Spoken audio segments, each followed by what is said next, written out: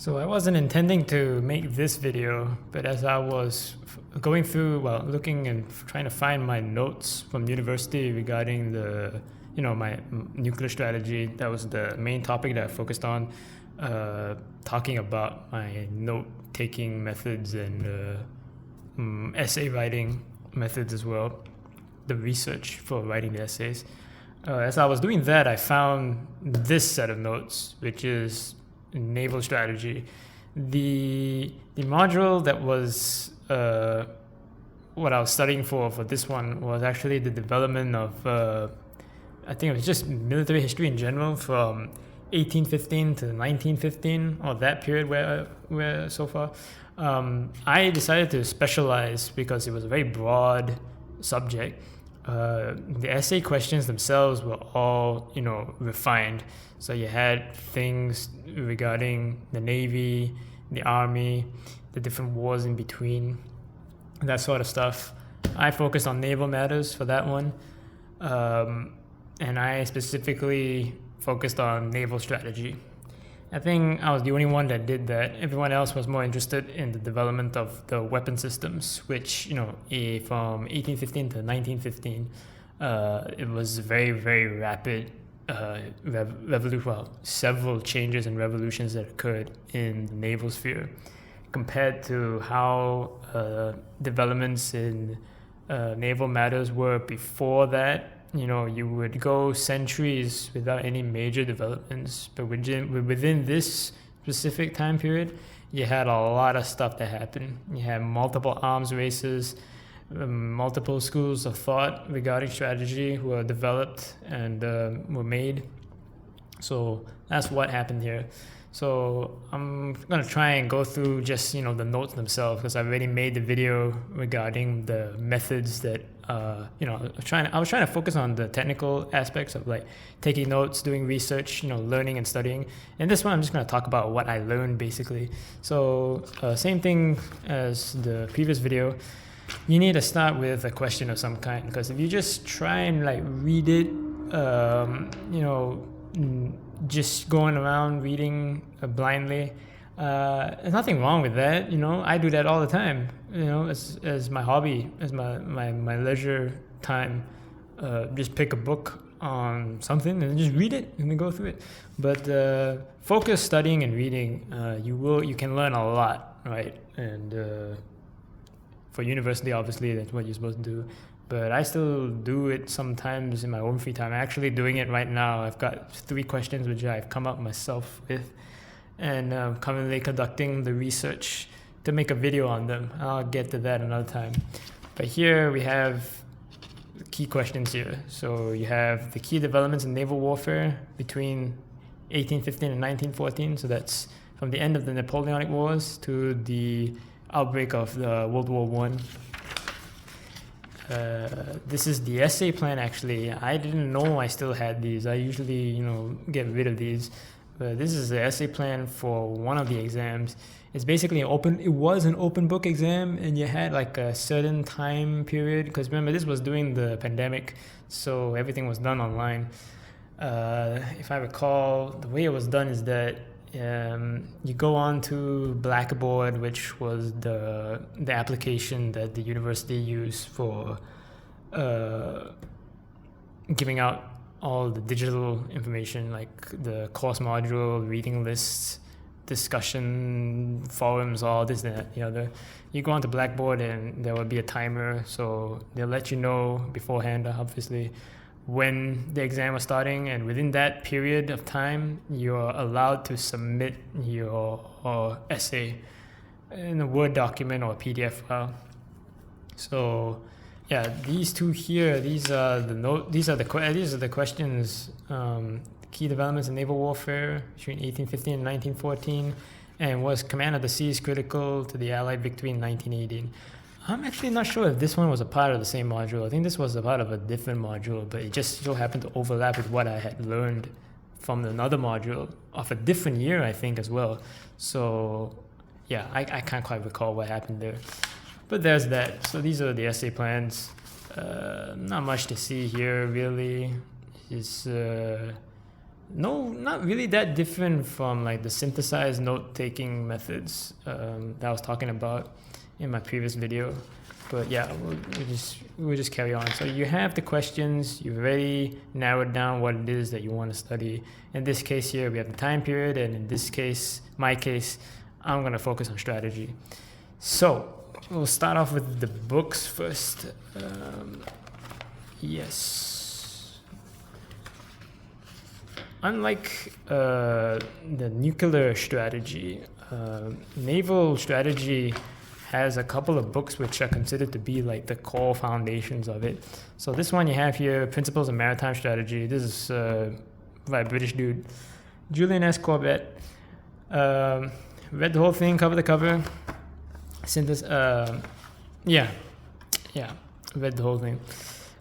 He goes through pretty detailed, the strengths and weaknesses of naval power, because unlike land power, the use of armies, naval strategy, you are limited to what you can do, because at the end of the day, and every strategist from whichever sphere he comes from, whether he's in the army, in the navy, the air force, whatever, everyone at the end of the day has to admit that in order to finally end some kind of conflict or secure the objective, you're gonna need to have a grunt with a rifle to take the objective. There has to be a dude that goes there and then captures whatever it is, the piece of land, the hill, the territory, occupy the enemy territory, subdue or accept the surrender from the enemy. You're gonna have to have a dude with a gun there at the end. That's what basically almost all wars eventually come to the outcome.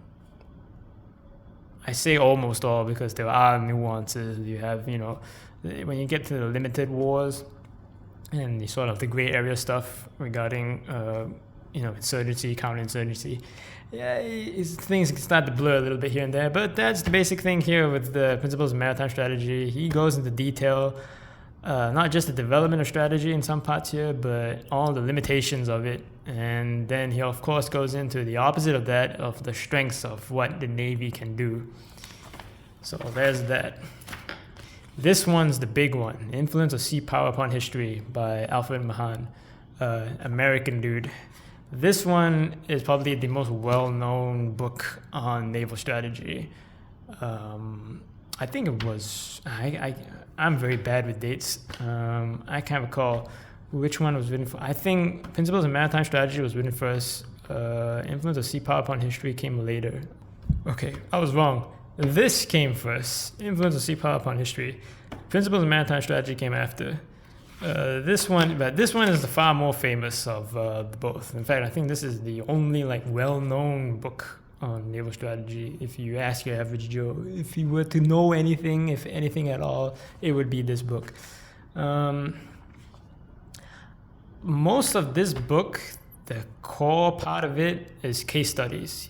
Mahan goes through a specific set of wars that were fought throughout the 17th, 18th century. Once again, I'm pretty bad with the dates, but a lot of them were involving the English and the French, because they were they were the main maritime powers in the time period that he was focusing on. So he has a bunch of case study of all the naval campaigns and battles that occurred, and that's the bulk of the book.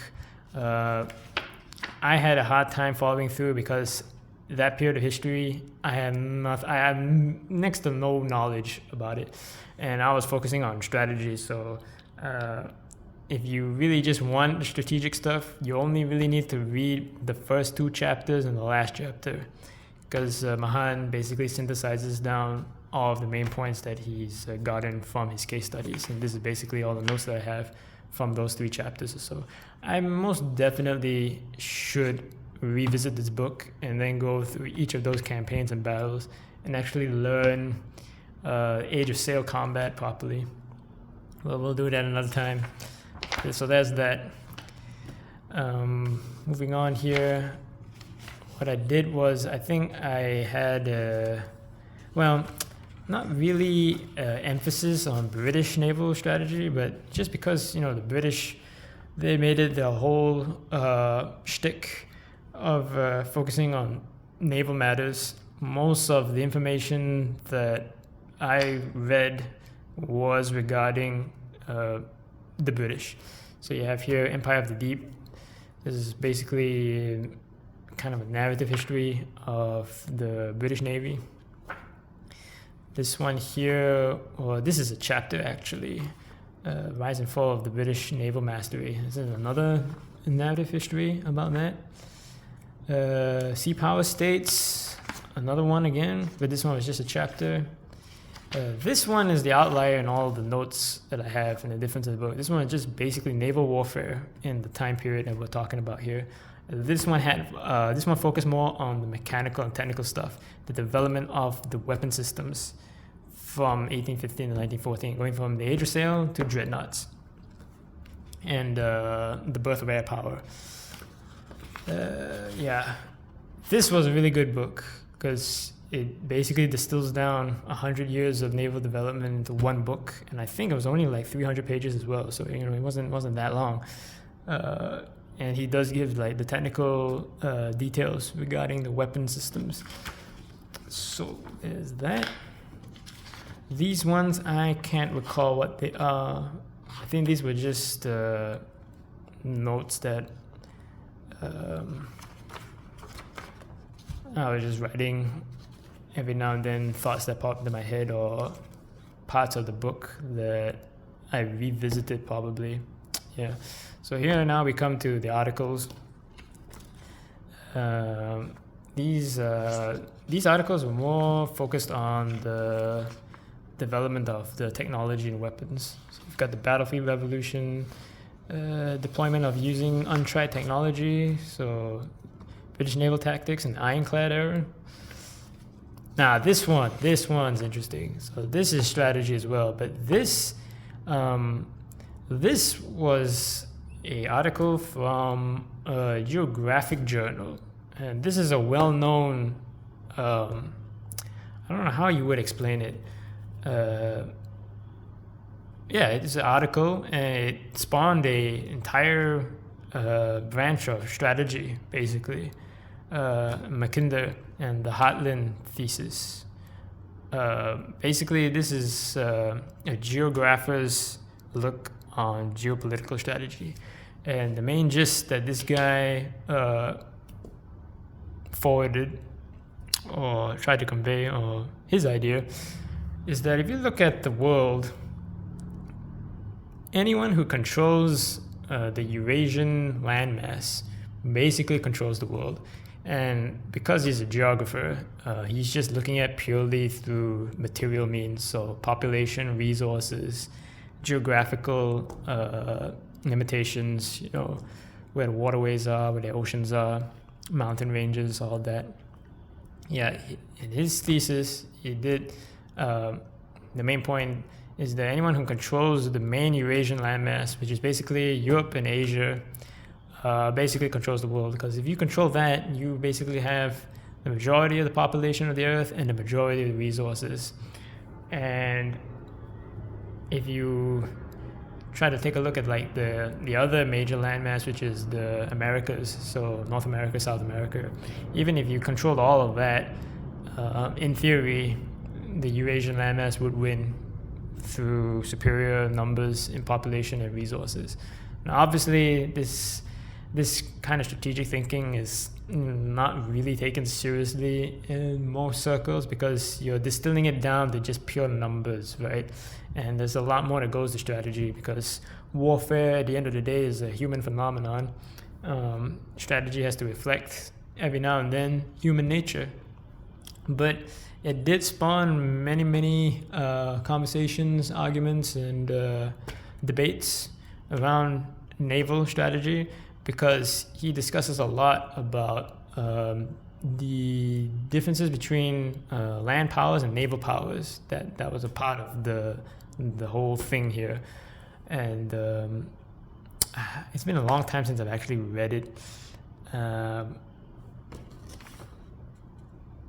he has different terms regarding the different areas that he divides the world up. If you take the Eurasian landmass as the center of the globe, instead of using like a regular map where you've got everything laid out flat, if you just take a different point of view from the way he's making his points and arguments, you have the main landmass, then you have the mid-rim and the outer rim islands, and from there you can point to all the different nations that fall into these areas that he marked out, how they have like different strategies regarding how they conduct war or just conduct their affairs, basically.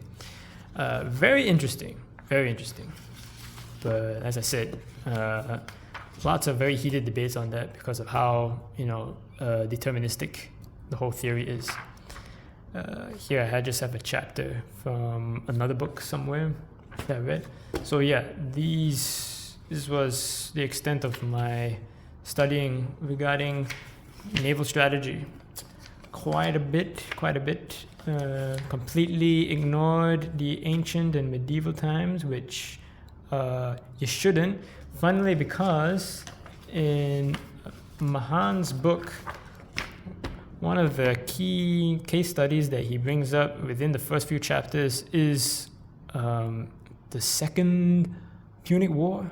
It was either the second or the third, or it might have been all three.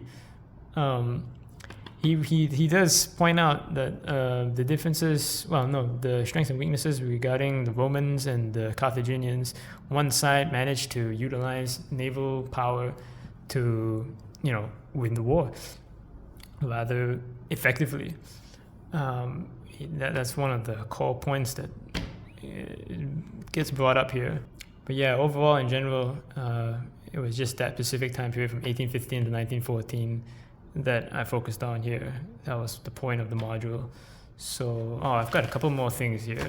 I think these are just chapters from books, really. Castles of Steel. This is development of First World War navies. So you've got everything from the 1890s all the way till 1914. This is basically the development of dreadnoughts. Now this one is interesting. I'm not sure why this is here, but Strategy by Little Hart. This is just another book on just strategy in general. But of course, within Hart's book, you have all the different time periods and eras. So I went and looked up the First World War, the pre-World War chapters, and then read that chapter, got all the stuff from here. It was pretty enlightening. Got that down there. And yeah, that's about it for the notes that I have. There were definitely more things that I read that I noted down, but I don't have them on hand anymore. I think I threw most of them away.